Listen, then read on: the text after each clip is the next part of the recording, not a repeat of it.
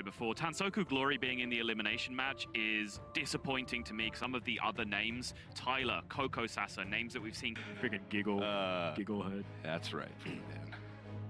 Control Priest, Cube Paladin, Death Rattle Hunter, Cube Warlock. So being able to play those multiple formats, I think it just gives you a better understanding of Hearthstone in general. And that's why Jinsoo's a very scary player. And also, he's not afraid to do things that are a little bit weird. And I respect that in a player. So does Admirable, who picked him as his prediction. And also, maybe I predicted him too. You're not allowed to do that. I am allowed to do whatever I want when I put something into a sealed envelope. There are no rules anymore. Wow. All right, well, I will take your word for it, TJ. I'm assuming you are correct. And in the meantime, I'll cast some Hearthstone. We have Death Rattle Hunter versus Mid-Range Hunter. Now, this Mid-Range Hunter is not secret dependent. It is pretty beast-centric, and that gives it a lot more consistency to its curve. But missing that Dire Maul or Spring Paw on turn 1 means that the Crackling Razor Maul is a lot weaker. So this is a much slower start, which probably will allow Jinsoo an opportunity to really evaluate how he wants to map this out. Does he want to coin out a way to contest this, the Scavenging Hyena through the Spider Bomb, just to make sure that no Spring Ball can wreck him? Or does he want the Devilsaur and set up for a better board in the future? The problem with the Devilsaur Egg is that he doesn't have an activator at all. Well, he did. He threw it away. He did, but he threw it away. But coining this out means that he basically gives up 3 mana to not really do anything. And Roger's just going to... well, look at Roger's hand. He has 11 power on board and 2 kill commands. That's 21 by my count over the course of 2 turns. This is going to hurt a lot. Oh, yeah. A lot. As you can look at the road to the top 8, Jinsoo taking down a lot of established players, Samuel Tsao, Citizen Nappa, Glory, all players who have been to a championship or gone very far in HCT. And of course, Aojiru is also competing right now for a spot in the Winter Championship. This flanking strike, does it hit the Scavenger? It does! That is a big deal. Well, unfortunately, well, it doesn't matter. It doesn't matter because he's still Jinsoo's dead anyway. very dead on turn 5. I was hoping that a draw could have saved him, but I don't really think of too many things that could outside of a flanking strike. And I think it all comes down to like Jinsoo getting a little greedy here, saying, you know what, maybe I'm just going to coin out this Devilsaur Egg. That didn't do anything, TJ. Nope. I think even the mind control tech, if you see that fast of a start, it wasn't even that fast. If you see a start at all, this deck just needs to survive. And so I feel like coining out even mind control tech could have been really good in that situation. But yeah, I agree. I think mind control. I think I like mind control tech better than the other 2 options. Yeah, because it still survived past a Spring Paw. exactly. And it would require like Timberwolf and Spring Paw, which your opponent only kept 1 card, which he didn't play on turn 1. So pressure can put on, but does kind of lose to some aggressive strategies, most notably if it can't beat Even Warlock, Jinsoo will be in trouble. Now, on the flip side, Roger's Even Warlock has bad matchups against everything except Key Warlock. So I think that's going to be the head-to-head to pay attention to as we get close to that. But if Roger's able to sneak a win right here, right now, and go up 2-0, I would have to say that Roger's the overwhelming favorite, like 90-95% plus to take the series. Yeah, it's a lot of times in Conquest, because players are building targeted strategies, there's usually one weak point in the lineup, and it's not often Even Warlock specifically, because how many people target Even Warlock? It's mostly people targeting a specific archetype, but in this specific match, this Even Warlock, despite Roger being overall favorite in the series as a whole, as far as matchups are concerned, like you said, Even Warlock has some of the weaker matchups, so gotta look to that. But I do have faith in Jinsoo's Control Priest, as long as they can get through that early game, because Even Warlock is tapping so aggressively, keeping their life total low. You can see some pretty early wins by the Control Priest if they're able to survive enough to get to the Psychic Scream, followed up with Shattering Randuin to take out some big threats, and then some Mind Blasts and some hero powers to end the game. Yeah, I just gotta say though that this is already looking like a fiery hand from Roger. He's got double Twilight Drake, which is extremely problematic to deal with. And if Jinsoo continues to put on pressure, things like Hook Reaver will be closer than you might think. And this first 4-9, already a little tricky to deal with, but Jinsoo does have that Twilight Acolyte in the end. Yeah, and what's the pick? Was that second Twilight Acolyte? Wow. Okay, well, Sure. Twilight Acolyte is a very crucial card to stopping early big threats from Roger. Often, if the Even Warlock plays a Mountain Giant early on in the game, Twilight Acolyte can completely stop an tracks and also present a counter threat to push 8. An 8-4 is very threatening. Way more threatening than a 2-8, it turns out. Yeah, very much so. And I wonder, you know, if Jinsoo in his mind is going to also start accounting for what possible removal tools can Roger like leverage from this position. You know, does he want to play around Hellfire by attacking the 3-2 into the Twilight Drake, or does he just going to go all out aggressive? And I don't know if he has the cards to necessarily back up this aggression, which is why I even think about it. Like, I wouldn't really mind in most cases because it seems to be a pretty solid choice to go face, but it's one of those things to think about. It's like, well, do I give my opponent a Defile opportunity? Do I give him a Hellfire opportunity? Well, that card picked up from Roger is a definitely a key card to note against Priest specifically also, because Priests tend to have big setup turns for things like Psychic Scream or Mass Hysteria. Now, Jinsoo, I don't believe, has Mass Hysteria in his lineup. He does not. But if you can develop a board and then drop Nerubian Raveler going into a Psychic Scream turn, it can really throw off the Priest game plan and often allow you to win the game. And in fact, on ladder recently, I've been playing a double Nerubian Unraveler. Wow, really? Warlock, and it is sick, Dan, because sometimes they expect the first Nerubian Unraveler, and then they set up for the 9-mana Psychic Scream, and then you drop the second one. You're the worst kind of person. And they can't do anything. I also play Mojo Master Zihi as well. So with my 2 Nerubian Unravelers on board, then I just hit him with the Zihi, call it a day. God, do you play Skulking Ghost in this lineup too? No, I don't. There's too many 6-drops. No such thing. But I know what you're saying. I think there's nothing to do here besides the Twilight Drake. I don't like a Hellfire in this position. The Defile only removes a few points on board, and you might need it the following turn. Now, Jinsoo sees a Twilight Drake that got roped out. Why was that turn so hard? And that is what's going through his mind at the moment, because his plays are fairly obvious. He has Twilight Acolyte and Fire Tree Witch Doctor, things that fill the curve, and you know, maybe he works in his hero power instead of utilizing one of those minions, whatever. But the important thing is, why would Roger take so long to hesitate? And I think it's because Roger is holding those removal tools. If I was Jinsoo's position, this is what I'm thinking. So what's the best way to play around those removal tools?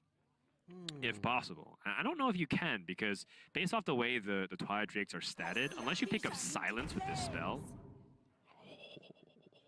well, it doesn't pick it up, but unless you picked up Silence, there's no way to easily deal with any of the Twilight Drakes, in which case it's most likely going to be a Defile turn set up here, and Jinsoo's going to lose his board. Or a Hellfire, like a Hellfire or Defile. Yeah, that was a big decision point for Jinsoo, and it really is an indication of where he thinks he is in the game right now and what his main win condition is. Mass Hysteria is a fantastic card and one that he does not have access to in his deck. If he thinks that he's going to fall behind at all, Mass Hysteria is the pickup to try and buy time to Shadow Reaper Anduin. But he realized, I'm putting him at 11. I have 2 Natural Mind Blasts in my deck and 2 Shadow Visions. I can pick up Mind Blasts in my deck. I mean, he's just got a pretty straightforward Defile here with the Plated Beal, and so you double trade into the Tar Creeper. There's a 1 health with the Tar Creeper, a 2 health with the Wild Pyromancer, a 3 with the Plated Beetle, and the 4 with the Twilight Acolyte. Your Twilight Drakes will end up being, 2 6s minus 5, so 2 1s. That's not a great feeling, though. So you end up having very mediocre plays afterwards. Would you life tap too in this position? Probably not, right? It's just too much risk to just go down to double Mind Blast to 12. Yeah. Well, no, because you gain the health, with the Plated Beetle. So honestly, well, he does have threats lined up. Like next turn, if he thinks he's going to play Vulgar Homunculus, it makes the tap less appealing because he knows he's going to take even more damage, and have another turn beyond that to play one of those spell stones that he has in his hand. So I think he has what he wants already. I don't think he needs to life tap since he has multiple turns mapped out. It's true. okay, I'm wrong. Yeah, I don't think, you know, a lot of people might, of course, look at that and say, why would you draw a card last? That's like the exact opposite of what you want to do. But I think it doesn't really change the play. I do like digging for it because ultimately, I feel like Roger can't win unless he picks up Blood Reaver Gul'dan. One of the things about Even Warlock is that it takes so much time. Like, if they don't win the game through like a turn 3 Mountain Giant or like a Twilight Drake that just stays on the board forever, what ends up happening is Priest just keeps removing things one at a time, especially when they're playing things like Crowd Roasters and whatnot to help remove these big threats on curve, which Jinsoo does not have the dragon, so this is kind of a big draw coming up for him. Okay.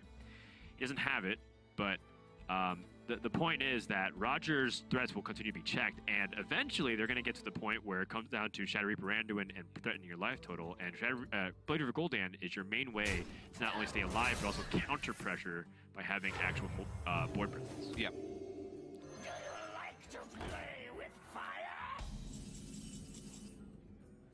And this actually works out okay, because had Jinsoo played Crowd Roaster, Shadow Reaper Anduin would have also killed it in the process. Yes. So it's not the end of the world that he couldn't hit a 7/7 with 7 damage.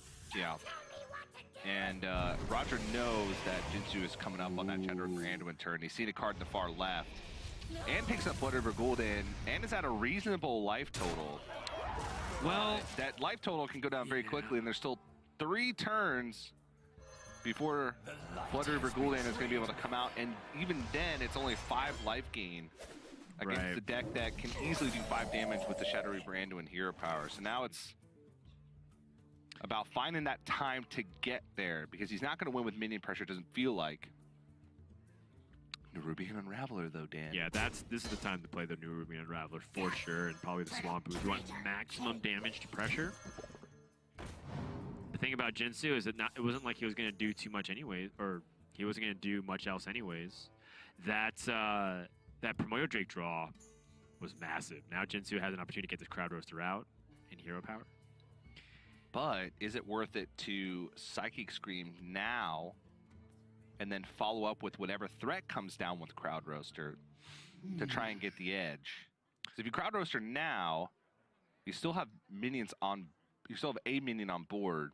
A Spellstone would swing the turn even more and allow Roger to play something else.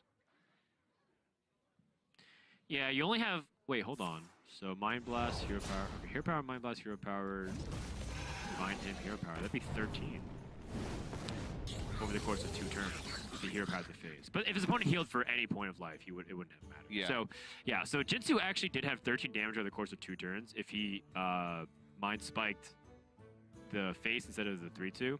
But you know, there's a lot of ways they can heal. They can gain armor, they can use Rune Brewer, they can even Spellstone again. So Jinsoo didn't want to go for something super greedy in this position, I think. Your magic shall not save. Or perhaps he was hoping that Roger would life tap and, you know, develop really aggressively. Yeah. Kind of lure him into his false sense of safety.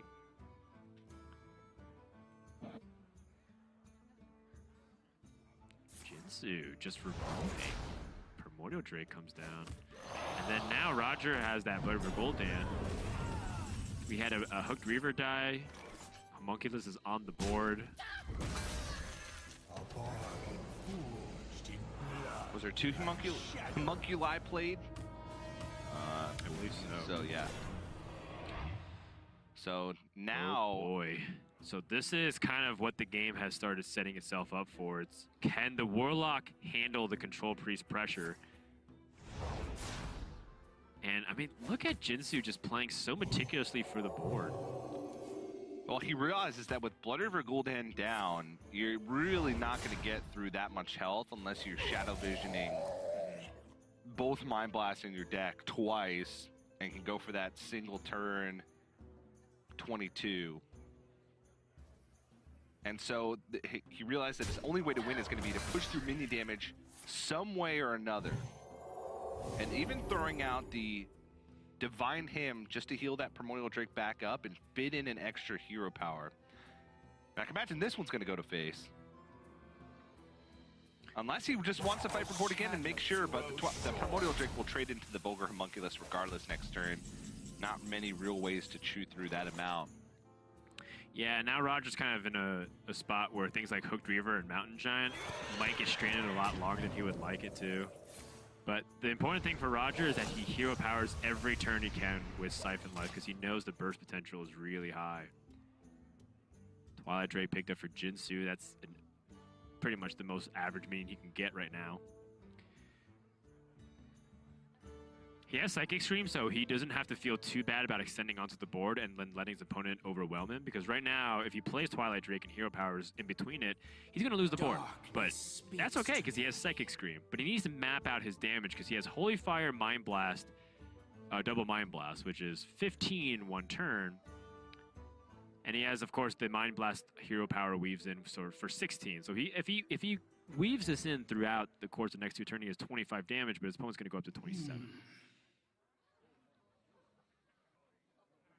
He also still has an Alexstrasza in his deck, so that could be a big difference maker when counting the burst. But can Jinsoo wait until that happens? He has Psychic Scream. Is there, this is crazy thought, is there ever a world where he just goes for Mind Blast now and tries to set up for a Mind Blast top deck? He goes 16 this turn and then to be able to fit in 12 next turn. 28. Yeah, I mean, I think I like the Holy Fire now anyways, because yes, your opponent is going to go up to 18 and you only have 16, but Jinsoo also has another Mind Blast in the deck right now. Yeah. So there is a possibility that he might win right here, right now. Plus, he doesn't want to shuffle a Twilight Drake into his opponent's board. So, into his opponent's deck. He'd rather have it as an opportunity to threaten his opponent. So, and also, if he picks up Dragon Synergy like Crowd Roaster, triple Mind Blast. There it is. 19 damage. 19 damage. And Jinsoo, I was thinking, you set up for a Mind Blast top deck to win the game. Instead of going for the Alexstrasza game plan, I like it a lot. Understanding his win condition, because the longer this game goes with Blood River Gul'dan, the less chance he has to win, because he can wait until Alexstrasza, but his hand doesn't fit that game plan at all. Roger is so offended by what he just saw. It's great. Up against Even Paladin. This matchup can be really tricky. The reason why is because I often feel like Even Paladin... oh, wow. He keeps the Wild Pyromancer early on. That's how much he values having that early game board. Yeah. 2-drops are good. So the reason why I say that it's tricky is because this matchup can seem so one-sided for the Even Paladin up until Death Rattle Hunter locks the door by playing things like a Witcher Grizzly that you can't get past. Yeah. And so then it becomes a question of has the Even Paladin done enough damage where things like Equality can end the game?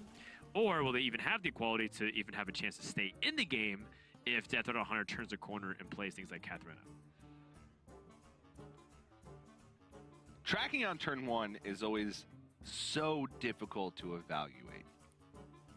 Because on one hand, you know the matchup and you've seen your opening hand, so you know what makes up for the weaknesses of your hand, and you know the win condition in the matchup.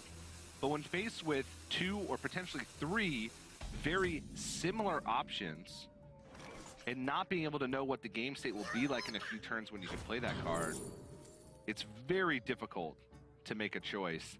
And out of those 3 options, I would have thought that Hunter's Mark was the least likely to be picked. Oh. Wow.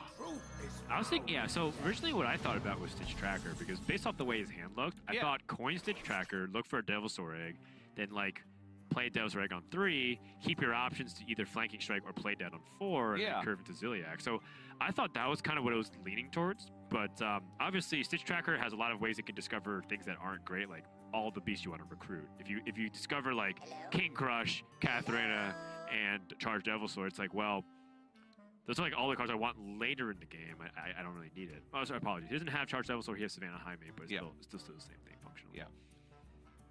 Also, Stitch Tracker is kind of like a second tracking in a way. It can fit the game state, so it allows you to reset and look for something that you're more confident in selecting based on the game state on turn 4, turn 5. So, I don't know, it's just an interesting choice, but Jinsoo's... Hey! Doesn't need that Stitch Tracker anyways, because he has the Devilsaur Egg. That said, Jinsoo has a couple plays available. First, he's going to identify the secret, which is Noble Sacrifice. Loses this Prince of Kelsa. But what's important about this egg is that it's a 1-4. And this ends up being a huge payoff for Jinsoo, because now this Devil's Aware can fight and doesn't have to worry about actually cracking it open in the future. Yeah. Also, he's got a few great turns lined up. Flanking Strike next turn, or even Hunter's Mark could be good to allow the Devil's Aware to attack into, say, a Blessing of King's minion. And then you can follow that up with maybe a 3-drop that you pick up, or even tracking into something for the future. Jilak's just a great card. Allows for a big board swing with a health swing as well, which is important when you're facing decks that are obviously to beat down the matchup, which Paladin for sure is.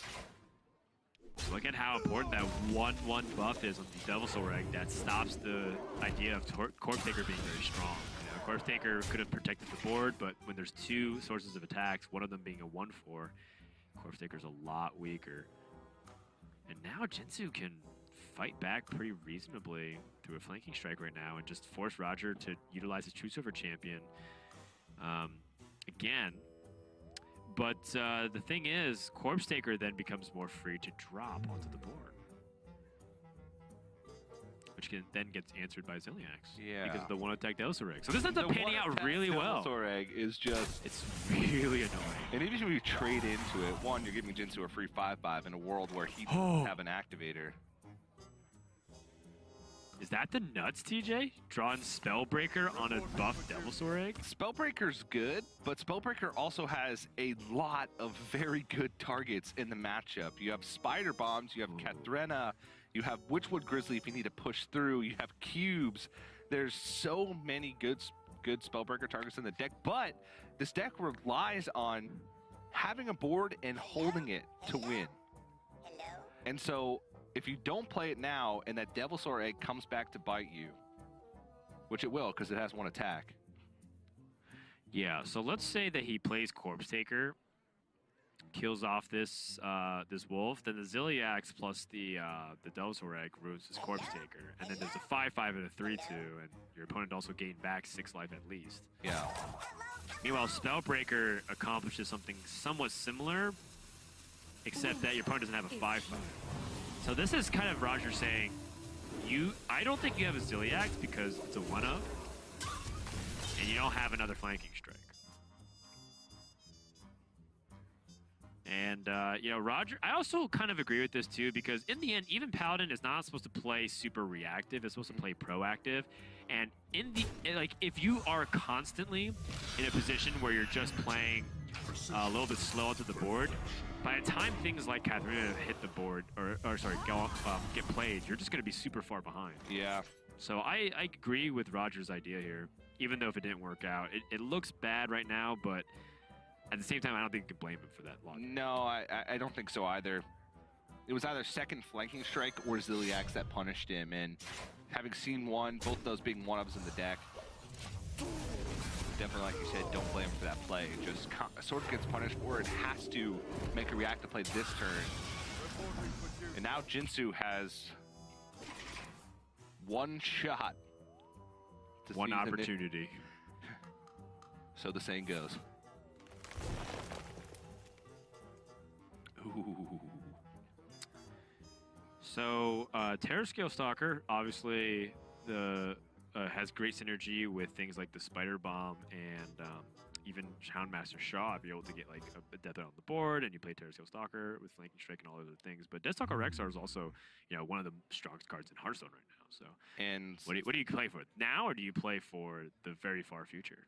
Well, I don't even think Deathstalker Rexar is the very far future, because it also acts as a great removal tool combined with the Hunter's Mark going into turn 7. That's true. It's not initiative, but if you look at the way the board state is panning out, then you're going to play a Houndmaster Shaw this turn, and Roger's going to have full initiative to do what he wants. And then a Hunter's Mark plus Houndmaster, or Hunter's Mark plus Deathstalker Rexar allows you to potentially clear off a board and have a Houndmaster Shaw uncontested if it wasn't cleared off. Yeah. I do like this. I do like the Deathstalker Rexar, also because even Paladin does end up struggling with their resources in the late stage of the game. And if Deathstalker Rexar can just play one threat too many, even Paladin falls too far behind. The Sunkeeper Tarim draw massive pickup here from Roger.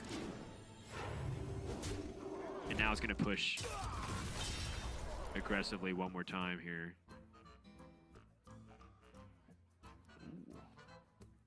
And how difficult is it for Jinsoo now that it doesn't have things like his Terrascale Stalker or that flanking strike? But with Deathstalker Rexar, it doesn't actually accomplish that much. And if he utilizes Hunter's Mark now and his opponent plays the Lich King, he is going to be in a terrible spot. But if he doesn't use it now, then he leaves a Sunkeeper Terram on board, which is not only hitting him for 3, but also protecting anything else from being able to be killed. So kind of has to go for it and hope that 1, he gets some Jin zombie selections, or 2, Roger recklessly plays into mind control tech territory and he steals a very impactful minion. And we'll see if Roger actually nods towards mind control tech and forgoes the hero power here. It's a very reasonable choice considering this is open deckless. He knows a mind control tech exists, and that's why, despite the only thing left for Roger to do this turn is hero power, he's going to think long and hard about it. Yeah, he doesn't need to, because if he attaches Blessing of Kings and gets through with the damage, he'll have 22 anyways. Jinsoo needs a taunt minion. Or like a rush. Okay, he got a taunt and a rush opportunity here. It depends on what he picked first. He might have to pick the massive just for the speed. And it looks like he did. In fact, it's a 5-5 rush that is perfect to snipe its Wind Fury Harpy. And Jinsoo absolutely needs to kill it off now because the threat of Blessing of Kings will end this game.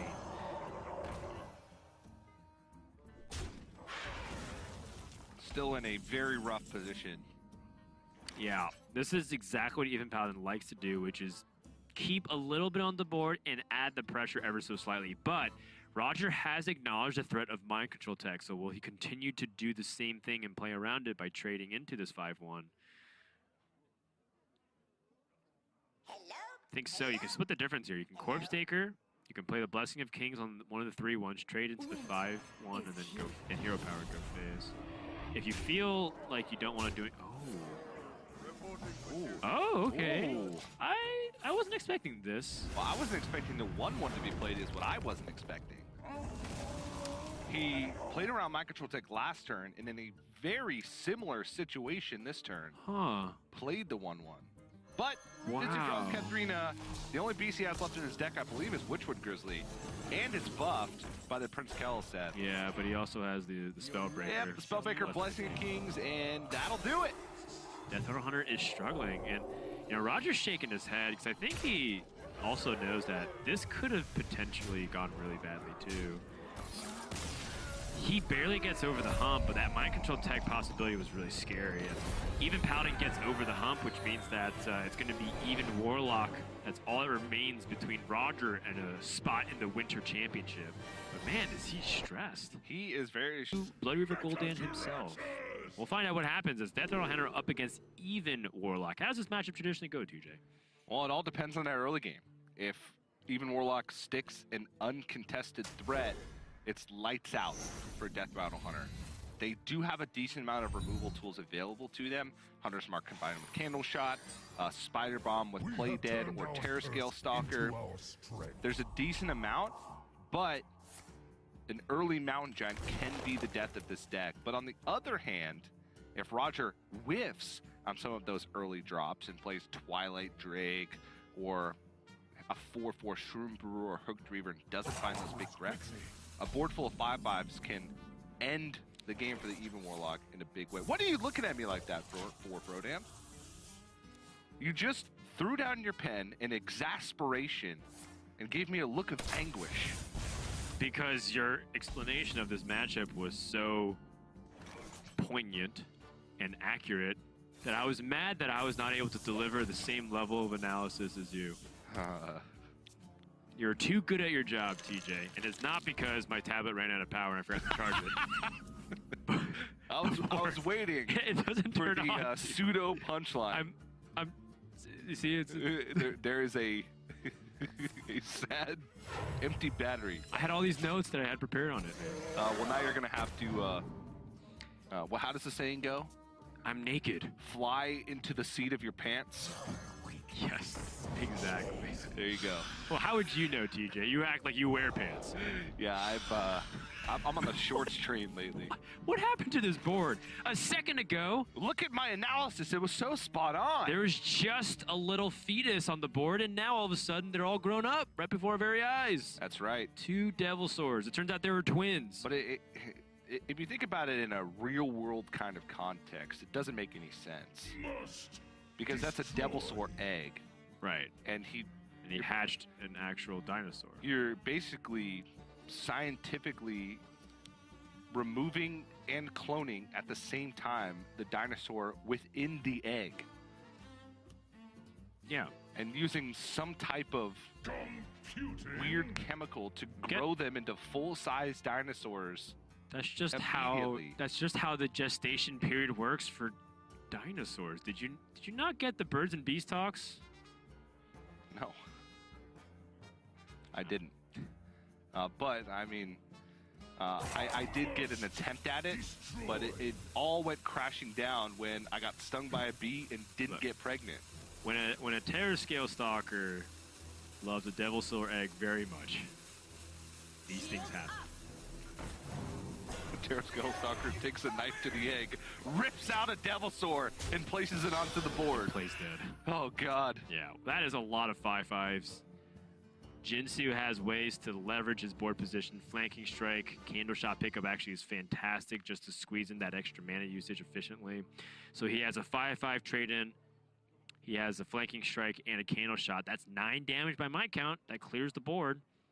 But I think Roger is setting up for a possibility that he may pick up a Hellfire or Defile to help stabilize the board, because he traded into that Devastator egg hoping that Jinsoo not only wouldn't be able to put game-ending damage, but that he'd be able to follow up by removing things, because there's going to be a 1-health Devastator at the end of it. Yeah, he's basically just hoping. Yeah, because it's dead on board, right? The Doomsayer's dead on board. It's just to block damage in order to set up for, like you said, Right. A piece of removal off the top. Yeah, and this is a great response by Jinsoo. So instead of, instead of getting too greedy and extending even further onto the board, chooses to use Defender of Argus in this spot to make that Hellfire Defile setup a lot more difficult. And he's dead. Wow. I feel like we didn't even talk about Hearthstone for the entirety of that game. We really didn't. And I also want to point out that Do this. Before the series began, TJ, what did we say?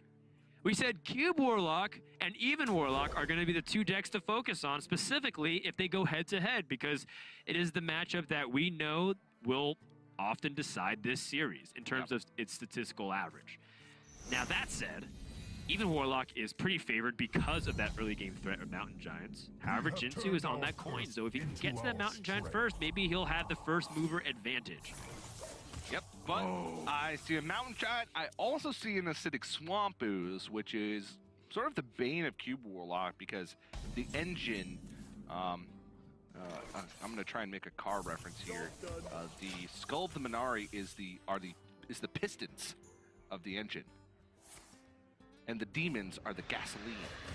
Oh, for some reason, when you said And the cube, when you said Pistons, I was really hoping that you would, I thought you were talking about the Detroit Pistons. and the cube is the NOS.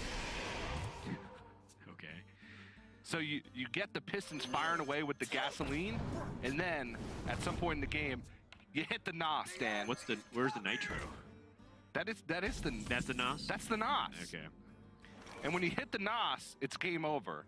I know that because I watched the Fast and the Furious. Yeah. 1 through 2 Fast. Good. Good. That should be mandatory viewing before every time we cast HCT. We should just start watching Vin Diesel, the Fast and Furious crew. Yeah. This Doomsayer setup, by the way, is the nice silver medal, if you will. If you can't present the threat, you deny your opponent's threat. And good thing he did, too, because we were focused on whether or not Jinsoo can provide a threat of his own. And he picked up an interesting card that he included, which is the Corpse Taker. It's a 1-of in his deck. Now, Jinsoo instead takes the initiative with the Spirit Singer Umbra because, well, he knows that Roger doesn't have a convenient way to remove it. And so finally, this Mountain Giant comes down. Jinsoo does not have that Possessed Lackey, though. But he does have a Faces Manipulator. And specifically, if Roger were to play Sun Fury Protector here, Faces Manipulator is basically just remove the 8/8. Yeah. And also protect your Spirit Singer Umbra outside of Roger using removal, which passes initiative over to Jinsoo. So this isn't looking too terrible. But again, the problem is Roger's going to be the one asking the questions. He's going to be one playing the big threat every turn. And Jinsoo's going to be on the back foot. Now that gets really complicated once Void Lords start to come into the picture. Because outside of Spellbreaker, Roger doesn't have great ways to push through that, and then they get brought back by Blood River Gul'dan. And in the late stages of the game, Jinsoo's deck just packs a little bit more of that punch because of Cube and Dark Pact and extra damage from hand. So it gets quite tricky. It's a very weird matchup. Because while there's a lot of similar cards in each deck, there's big differences in game plan. Well, game plan for Roger seems fairly straightforward. Now that he has Acidic Swamp Boost to shut down any Skull and Minari opportunity, he can just develop big into this board. Trade, play the Plated Beetle, and attack the face. Cube Warlock is not like even Warlock. You don't have to worry about their 15 health, mark where they can play a 7/7. Oh, actually, he has 2 Acidic Swamp Boosts. That's what I'm talking about. You can just play Yes, he one. does. There you go. Does make the makes the file math a little bit easier though for Jinsoo if he needed it. Cobalt Librarian. Cobalt Librarian into Cube. Summon 2 1/1s. Hell yeah. Oh, a Spellstone. So now you can remove. Actually, a Spellstone just sets up a Defile. He Spellstones the 8/8 becomes an 8/3, and then that's a clean Defile. But it does lose his own Spirit Singer Umbra. I think you... Cube the So many possibilities. Is there any alternative? I mean, he doesn't have to do that right now because he has Spellstone and Defile. He can sit on that and. Well, he could just Spellstone and trade in Spirit Singer Umbra. Then Roger's faces an interesting scenario where he has to either trade in his Acidic Swamp Ooze into Cobalt Librarian or give Jinsoo a good Defile train. Well, I was just thinking of, what if you just played like Corpse Taker? He could play Corpse Taker. Problem is Corpse Taker doesn't have lifesteal because the Ziliax was drawn. So maybe he just plays Ziliax instead because it's more mana efficient. So he can trade this, play Ziliax. Whoa! The cube on the Cobalt Librarian! I said that as a joke! Don't listen to me!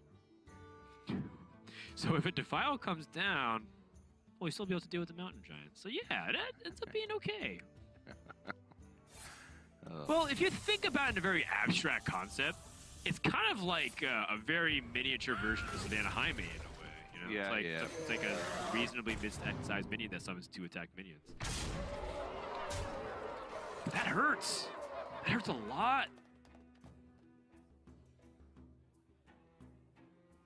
Did Jinsoo get a little too cute here with these plays? Oh, he's got a Spellstone that's buffed up to 5. And he has Ziliax waiting in the hand. I would think that Ziliax would come out this turn, most likely. More expensive.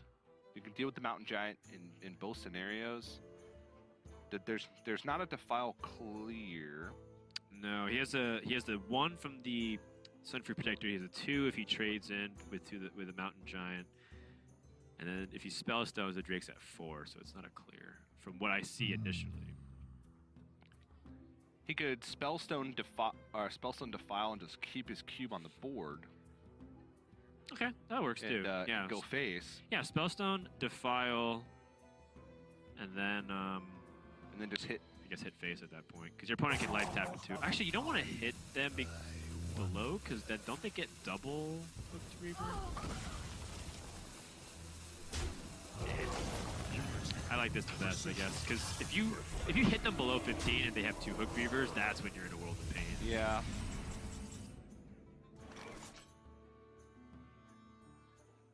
That being said, Hellfire Hooked Reaver looks really juicy here. Yes. If you're Roger. Spellstone Defile is a clear again.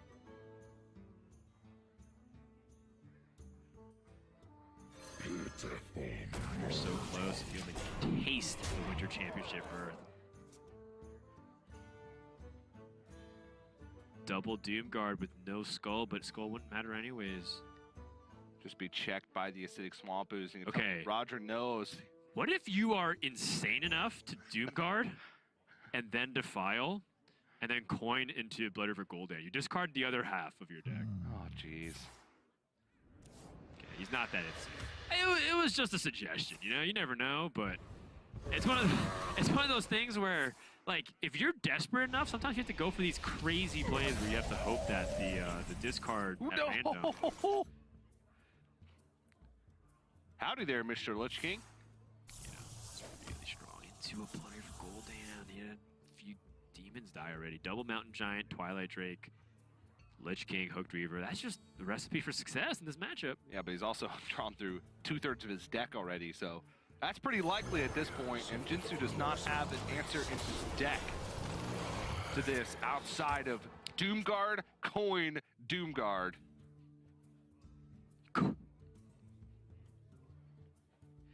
He would have to coin first to increase his chances to land it, right? Because you don't want to discard coin or the second Doomguard.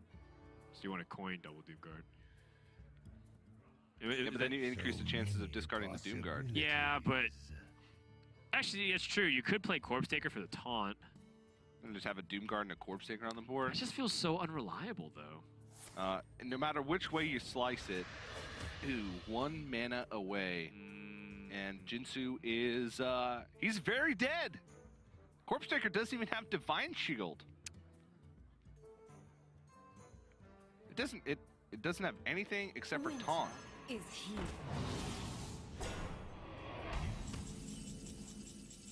And with that, Roger sits back in his chair, plays the Hellfire, and has booked his ticket to the Winter Championship.